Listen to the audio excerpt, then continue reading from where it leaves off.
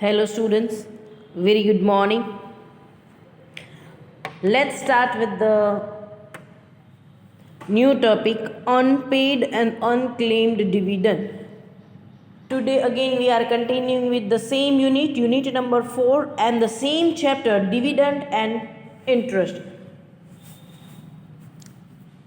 Last time આપણે બે વસ્તુ જોઈ હતી, transfer of reserves transfer of a profit to the reserves, અને સેકન્ડ આપણે ટોપિક જોયો તો declaration of dividend out of the reserves.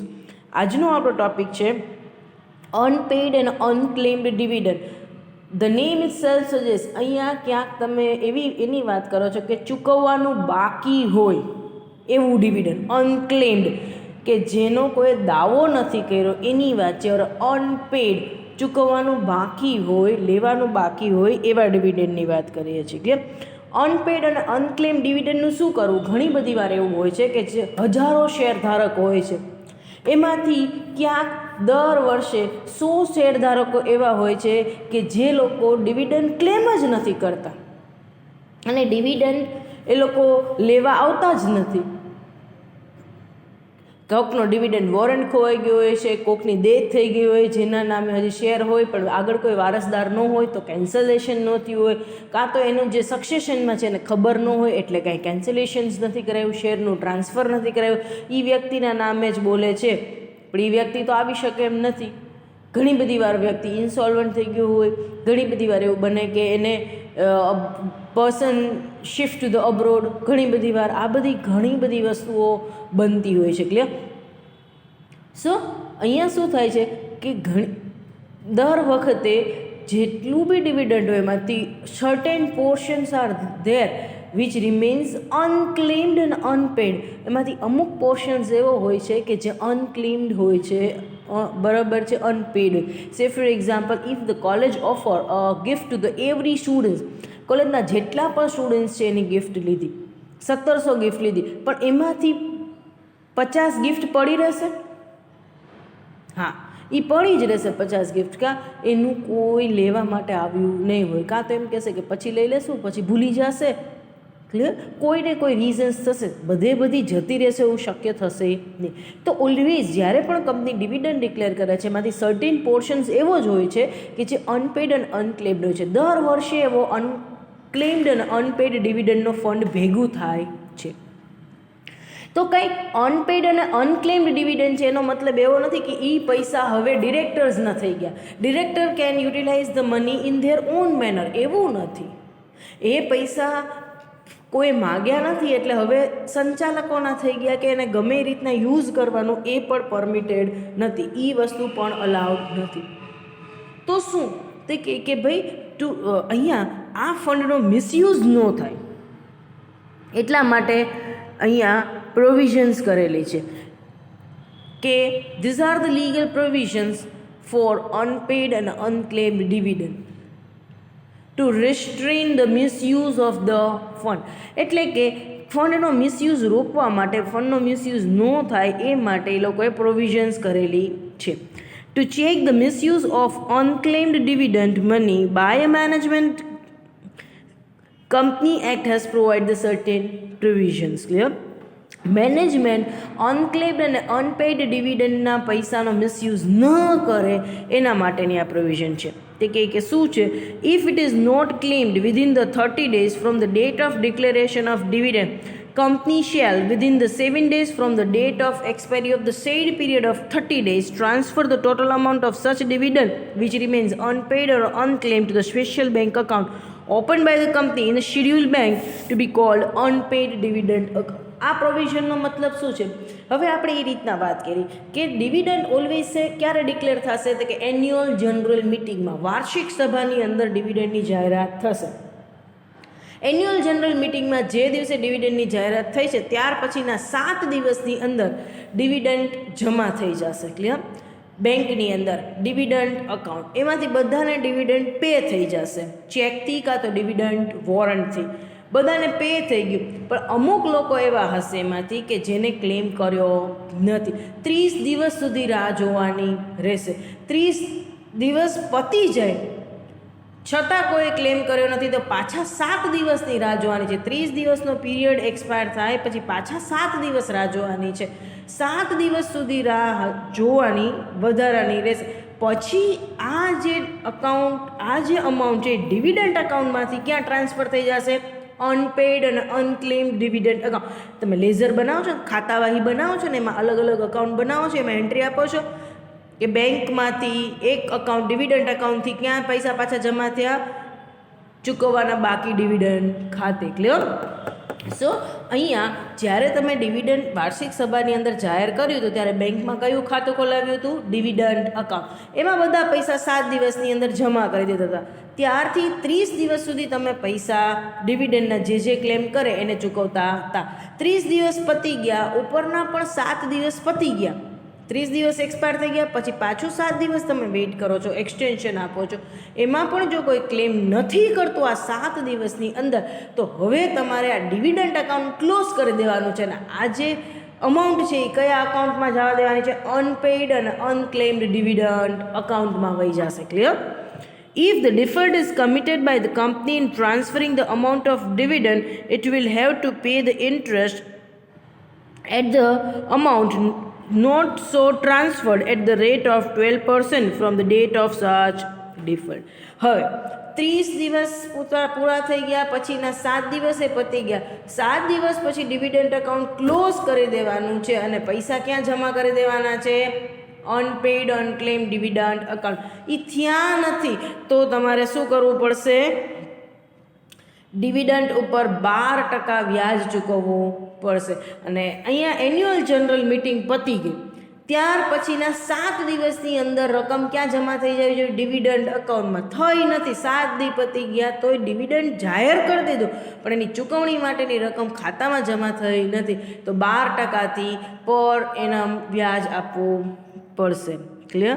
Those dividend warrant which remains unclaimed, unencashed, unclaimed એટલે જેનો દાવો નથી થયો, unencashed જેની નકદમાં ચૂકવણી નથી થઈ, કેશમાં નથી થઈ ચૂકવણી, અનડિસ્પેચ્ડ એટલે કે જે લોકોને મોકલેલા છે તો એના એડ્રેસ ખોટા છે કાં તો એડ્રેસ જ અવેલેબલ નથી, તો અનડિસ્પેચ્ડ, ડિસ્પેચ જ કર્યા નથી.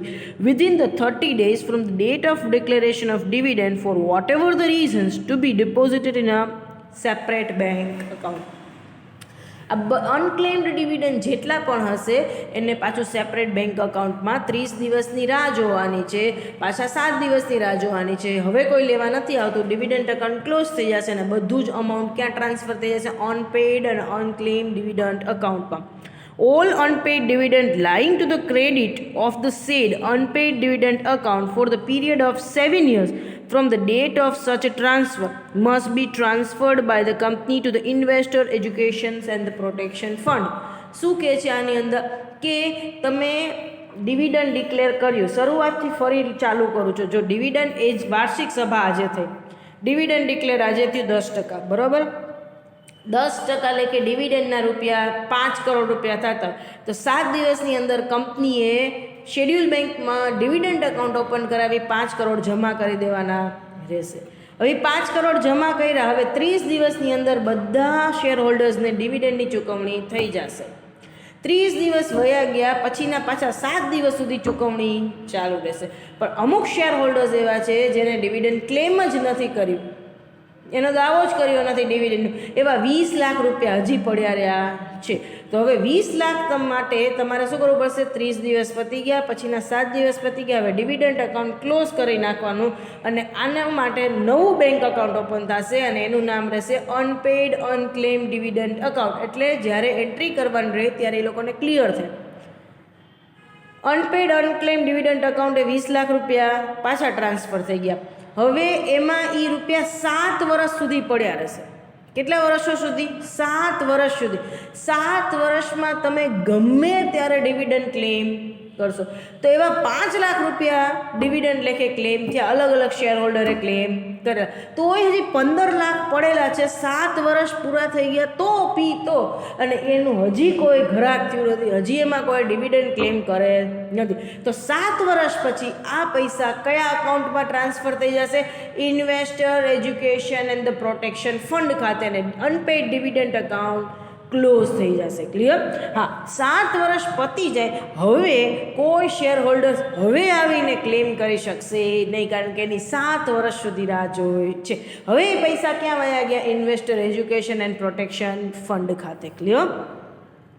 All unpaid, if the company fails to comply with any of the above provisions, every officer who is a default shall be punishable with the fine which may extend to 5,000 rupees. Clear?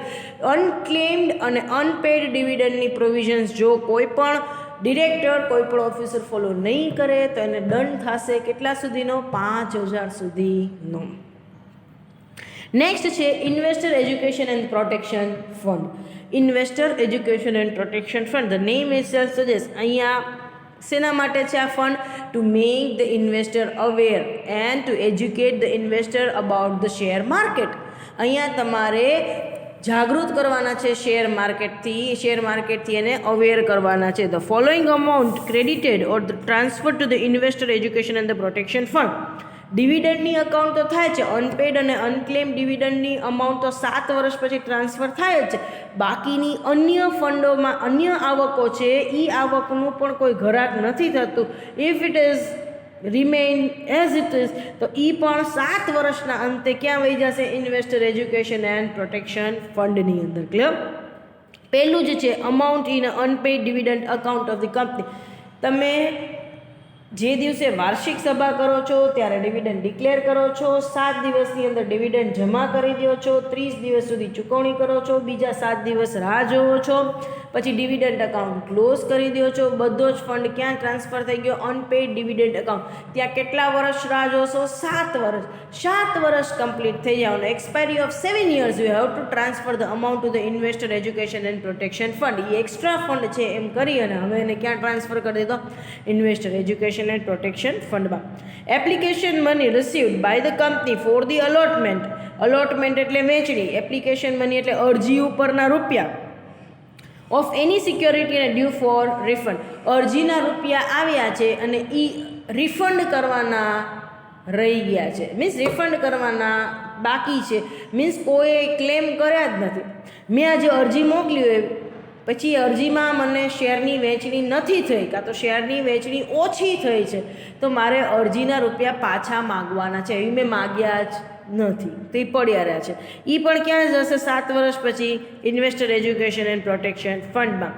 Mature debenture with the કંપનીએ debenture પાકતી તારીખે debenture હોલ્ડર્સને પાસેથી debenture ખરીદી લીધા છે અને પૈસા પાછા ચૂકવી દીધા છે, પણ મેચ્યોર થઈ ગયા છે ડિબેન્ચર પણ કોઈ પરત કરવા આવ્યું નથી, એના પૈસા એમનેમ પડ્યા છે. Redemption of the debenture is pending.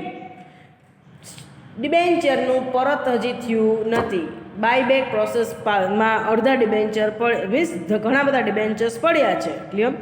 Interest due. Debenture ઉપર વ્યાજ ચૂકવવાનું છે પણ કોઈ દાવો કર્યો નથી. ચૂકવવાના બાકીના વ્યાજ ખાતેના રૂપિયા હજી સુધી પડ્યા છે. એ પણ ક્યાં જશે? 7 વર્ષના અંતે ઇન્વેસ્ટર એજ્યુકેશન એન્ડ પ્રોટેક્શન ફંડમાં. ગ્રાન્ટ અને ડોનેશન્સ by central government.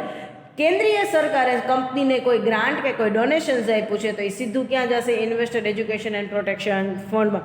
Interest or income received out of the investment made from the fund. આ જ ફંડમાંથી, ક્લિયર, ઇન્વેસ્ટર એજ્યુકેશન પ્રોટેક્શન ફંડમાંથી જ રોકાણ કરેલું છે અને એની ઇન્કમ કે એનું જે ઇન્ટરેસ્ટ થયું છે એ પણ પાછું આમાં આ ફંડમાં જમા થશે. ક્લિયર? આ ફંડનો ઉપયોગ શું કરવાનો છે? તો કે fund has to be utilize for the promotion of the investor awareness. રોકાણકારોમાં જાગૃતતા ફેલાવવા માટે સેમિનાર્સ કરવાના છે, એના ઉપર મેગેઝિન્સ બનાવવાના છે, પેમ્ફલેટ બનાવવાના છે, બુકો બનાવીને એ લોકોને આપવાનું છે. And the protection of the interest of the investors in accordance with the rules may be prescribed. Clear? એને એજ્યુકેટ કરવાના છે related to the share market. Share માર્કેટથી એને એજ્યુકેટ કરવાના છે. અને central government has to constitute the authority for the management of the fund. હવે 7 વર્ષના અંતે અનક્લેમ ડિવિડન્ડ અકાઉન્ટ બંધ થઈ ગયું અને 7 વર્ષ પછી પૈસા ક્યાં કંપની મોકલી દેશે? ઇન્વેસ્ટર એજ્યુકેશન એન્ડ પ્રોટેક્શન ફંડમાં. અને એ ફંડ હવે કંપની મેનેજ કરશે નહીં, બધી જ કંપનીમાંથી અહીંયા આવશે. હવે કોઈ જે તે કંપની હવે મેનેજ કરશે નહીં, હવે એક ઓથોરિટી જે કેન્દ્રીય સરકારે રાખેલી હશે એ આ ફંડ મેનેજ કરશે. ક્લિયર? એ 7 વર્ષ પછી અનપેઇડ અને અનક્લેમ ડિવિડન્ડ એકાઉન્ટ બંધ કરી કંપની ફંડ ક્યાં મોકલી દેશે? ઇન્વેસ્ટર એજ્યુકેશન એન્ડ પ્રોટેક્શન ફંડમાં. અને ઈનું મેનેજમેન્ટ છે એ સેન્ટ્રલ ગવર્મેન્ટના હાથમાં રહેશે. નાઉ ધ ઇન્ટરીમ ડિવિડન્ડ, છેલ્લી શોર્ટ નોટ છે. ઇન્ટરીમ ડિવિડન્ડ એટલે કે જેને તમે ગુજરાતીમાં ઓળખો છો વચગાળાનું ડિવિડન્ડ. ક્લિયર? ઇન્ટરીમ એટલે વચગાળાનું. ક્લિયર? ઇન્ટરીમ ડિવિડન્ડ એટલે શું? તો કે if between the two AGM if the company announce or declare the dividend it is known as interim dividend. વચગાળાનું એટલે વચ્ચેથી જ. હવે એન્યુઅલ જનરલ મિટિંગ ક્યારે થશે? વાર્ષિક સભા ક્યારે થશે? વર્ષના અંતે. દર વર્ષના અંતે વાર્ષિક સભા થશે, એન્યુઅલ જનરલ મિટિંગ. અને દર નાણાકીય વર્ષના અંતે વાર્ષિક સભામાં ડિવિડન્ડની જાહેરાત થશે. યુઝ્યુઅલ કેસની અંદર, નોર્મલ કેસની અંદર ડિવિડન્ડની જાહેરાત ક્યારે થશે? વર્ષના અંતે, નાણાકીય વર્ષના અંતે, દર વર્ષે. પણ અહીંયા company if many a time it happen the company અર્ન્સ abnormal profit and the company wish to declare the interim dividend. ઘણી બધી વાર એવું થાય કે કંપનીને અસામાન્ય એબનોર્મલ પ્રોફિટનો મતલબ શું છે? અસામાન્ય નફો. કંપનીને અસામાન્ય નફો થયો છે એટલે કંપનીએ વચગાળાનું ડિવિડન્ડ જાહેર કરવું છે.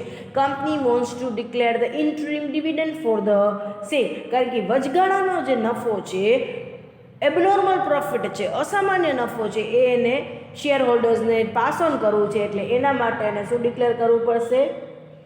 ઇન્ટરીમ ડિવિડન્ડ. હવે ઇન્ટરીમ ડિવિડન્ડની જાહેરાત કરવી છે તો આ બધી પ્રોવિઝન્સ તમારે ફોલો કરવી પડશે. First, amount of interim dividend shall be deposited in a separate bank account within the 5 days from the date of declaration of dividend. Same, વચગાળાનું ડિવિડન્ડ પણ જાહેર થશે. વચગાળાનું ડિવિડન્ડ ક્યારે જાહેર થશે? 2 વાર્ષિક સભાની વચ્ચે. એ જાહેર થશે એ દિવસથી 5 દિવસની અંદર. ડિવિડન્ડમાં 7 દિવસ હતા પણ આમાં 5 દિવસની અંદર સેપરેટ બેંક અકાઉન્ટમાં તમારે ઇન્ટરીમ ડિવિડન્ડ અકાઉન્ટ એ નામનું અકાઉન્ટ ખોલાવી એમાં પૈસા જમા કરવાના છે.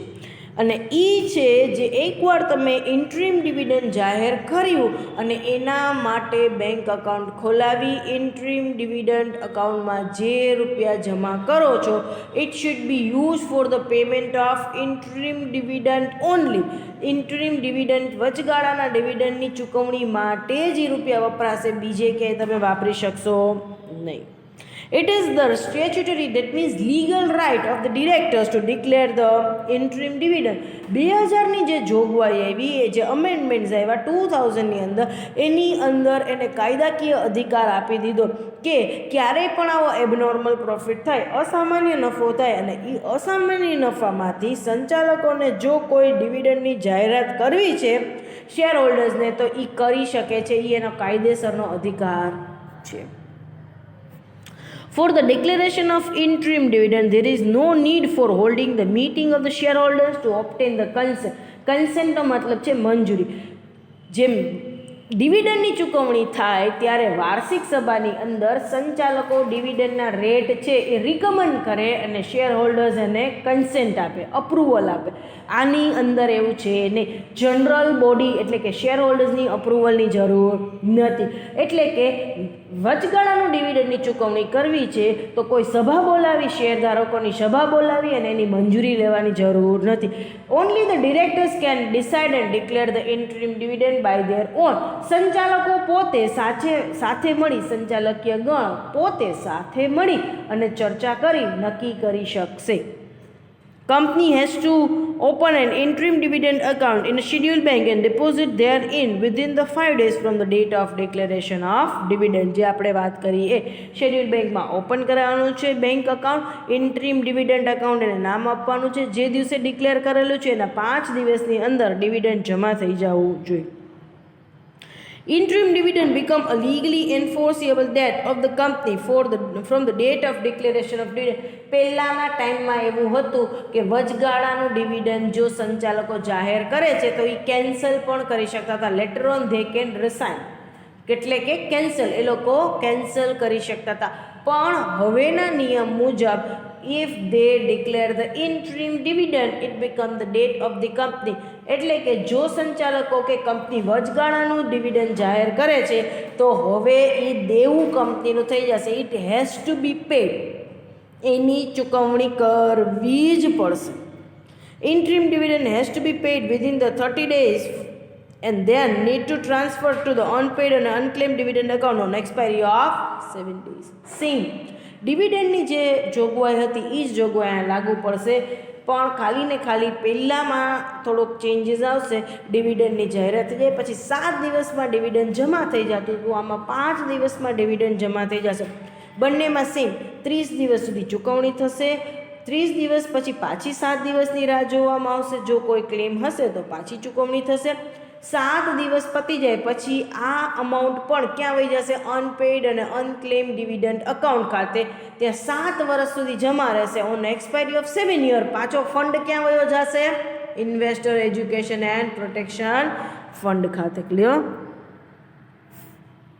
So hereby we are completing our chapter dividend and interest unit 4 નું પહેલું ચેપ્ટર આપણે કમ્પ્લીટ કર્યું અને એ પહેલું ચેપ્ટરનું નામ હતું ડિવિડન્ડ અને ઇન્ટરેસ્ટ. એ આજે આપણે અહીંયા કમ્પ્લીટ કર્યું. બાકીના બધા ટોપિક તમારે ડિવિડન્ડના ચેપ્ટરમાંથી કેન્સલ કરવાના છે, તમારા સિલેબસની અંદર આપેલું નથી topic. Secretarial procedure for the repayment of dividend cancel કરવાનું છે. ડિવિડન્ડ મેન્ડેટ એ પણ ટોપિક તમારે કેન્સલ કરવાનો છે, પેજ નંબર 493 ઉપર છે.